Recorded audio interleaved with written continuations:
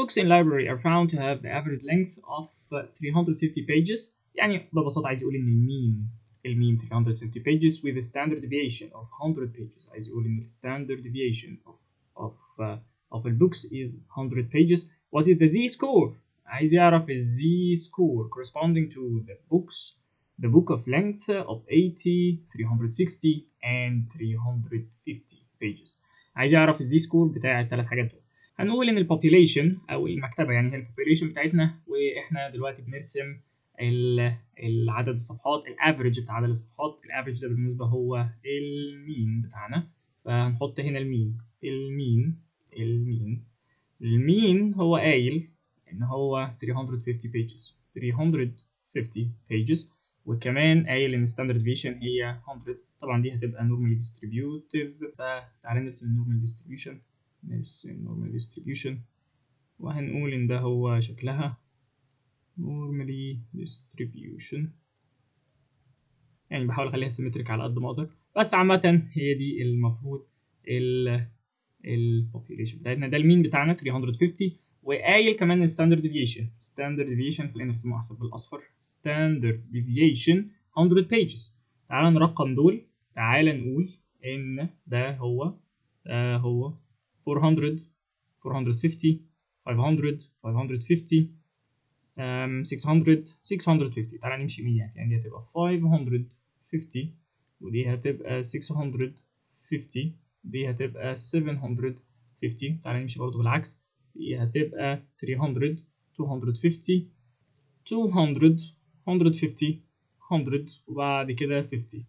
فهنا دي هتبقى 250 دي هتبقى 150 دي هتبقى 50. تعالى بقى نشوف كده الستاندرد ديفيشن قايل ان هو ب 100 يعني اول ستاندرد ديفيشن بعد 100 من المين هنا ب 350، يعني هنا هيبقى الاول ستاندرد ديفيشن. يعني عايز يقول ان المسافه دي كلها ده كده هو الستاندرد ديفيشن. بالمناسبه الستاندرد ديفيشن البعد الناحيه دي وكمان البعد الناحيه الثانيه، يعني كمان 100 الناحيه دي الستاندرد ديفيشن. تقدر تقول عليه، ممكن تقول عليه النيجاتيف ستاندرد ديفيشن على ناحيه الشمال، بس يعني في الاخر هي نفس الديستانس من المين. هو عايز بقى يعرف ايه؟ عايز يعرف الزي سكور. هو ايه الزي سكور؟ الزي سكور بتاع مثلا تعالى نقول 80. عايز يعرف الزي سكور بتاع 80. يعني ايه الزي سكور بتاع 80؟ عايز يعرف 80 دي بعيده قد ايه عن المين in terms of الستاندرد ديفيشن. يعني how far 80 is from the mean in terms of standard deviation. عايز يعرفها in terms of standard deviation. يعني ايه؟ فكر فيها كده، كأنك بتقيس كتاب مش بتقيسه بالمتر او مش بتقيسه بالسنتيمتر، انت بتقيسه بالقلم. فانت عايز تعرف الكتاب ده بيساوي كام قلم. احنا عايزين نعرف المسافه بين ال 80 وبين المين بتساوي كام ستاندرد ديفيشن. طب ببساطه هتعمل ايه؟ تعالى نقول ان الكتاب هنا مثلا كان 15 سم 15 سنتيمتر، والقلم الواحد هو 5 سنتيمتر. هتعمل ايه؟ هتقولي بسيط، انا عايز اعرف الكتاب فيه كام قلم. فببساطه هتاخد ال 15 سنتيمتر وتقسمها على ال 5 سنتيمتر، فهتلاقي ان الكتاب اللي هو 15 سنتيمتر فيه 3 اقلام 3 panels. ده بالبلدي. طب احنا عايزين هنا نعرف الفرق بين ال 80 او البعد بتاع ال 80 عن ال 350 عن المين بيساوي كام ستاندرد ديفيشن. فهتجيب الفرق ده وتقسمه على الستاندرد ديفيشن. تعالى بقى نشوف واحده واحده. تعالى نشوف ال 80. تعالى نشوف الاول ال 80. هنجيب ال 80، عندنا ال 80 ماينس المين اللي هو كام؟ اللي هو 350 اوفر الستاندرد ديفيشن. الستاندرد ديفيشن اللي هو 100، اللي هو ده 100 وده 100. ممكن تقول عليها نيجاتيف 100 اوفر 100 equals. تعال نشوف ده هيبقى equals كام. equals 80 minus 350. ممكن نفكر فيها بالعكس. هو لو شلنا 80 من 350 تطلع 270 over 100، يعني ببساطة تطلع 2.7 standard deviation. 2.7 standard deviation يعني ايه؟ يعني ببساطة الفرق بين الاثنين اللي هو 80. ادي ال 80 مثلا هنلاقيها هنا مثلا دي ال 80 ال 80 بعيده عن المين ب2 ستاندرد ديفيشن 0.7. ادي الستاندرد ديفيشن الاولاني وادي الستاندرد ديفيشن الثاني وادي 0.7 الستاندرد ديفيشن الثالث، يعني لسه ما كملتش 3 ستاندرد ديفيشن، فهي بعيده عن المين تقريبا ب3 ستاندرد ديفيشن او ب2 2.7 ستاندرد ديفيشنز. دي ال 80.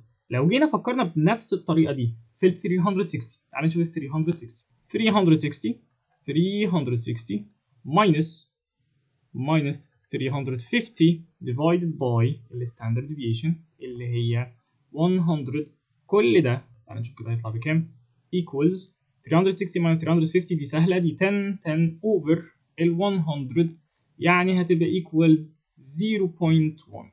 يعني ايه 0.1؟ 0.1 ستاندرد ديفيشن، يعني حتى مش مكمل واحد ستاندرد ديفيشن، ده حته من الستاندرد ديفيشن. بص مثلا 360 هتلاقيها دي ال 350 360 هتلاقيها تقريبا هنا فشايف الفرق ده مش مكمل 1 ستاندرد ديفيشن، ده يا دوبك 10%، دي 0.1 من الستاندرد ديفيشن، فهو بعيد 0.1 من الستاندرد ديفيشن. طبعا ده بالبوزيتيف، نسيت اقول لك فوق وعشان برضو ما ابقاش بقول لك معلومه صح. هنا المفروض تبقى نيجاتيف لان 80 ماينس 300 انا نسيت اكتب هنا نيجاتيف، لان خد بالك هي بعيده من ناحيه الشمال فهتبقى نيجاتيف 2.7 ستاندرد ديفيشن، يعني هتمشي ناحيه الشمال 2.7 ستاندرد ديفيشن، فكلمه نيجاتيف هنا مهمه جدا. نيجاتيف. اوكي تعال نشوف اخر واحده عندنا اللي هي 350. لو حابين نشوف 350 يعني نشوف 350 ماينس المين اللي هو 350 برضو اوفر طبعا احنا عارفين ده النتيجه هتبقى كام بمنتهى السهوله من غير ما نكمل. اوفر 100 هتبقى ايكوال 350 ماينس 350 0 اوفر 100. طبعا احنا عارفين ان كل ده زيرو، يعني ببساطه زيرو ستاندرد ديفيشن، يعني انا عند المين اساسا، انا ما مشيتش ولا خطوه، انا فضلت زي ما انا عند المين.